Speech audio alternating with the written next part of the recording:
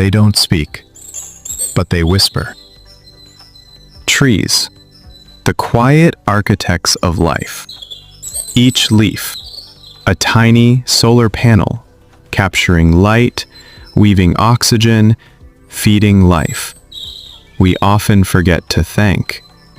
Their roots dive deep, not just for water, but for connection. Through unseen networks, they talk, they share, they protect. A forest is not a place. It's a living, breathing community. So, next time you stand beneath a tree, remember, you're not alone.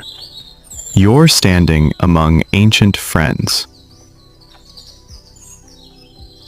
Don't forget to subscribe Echo Wild for get more video like this.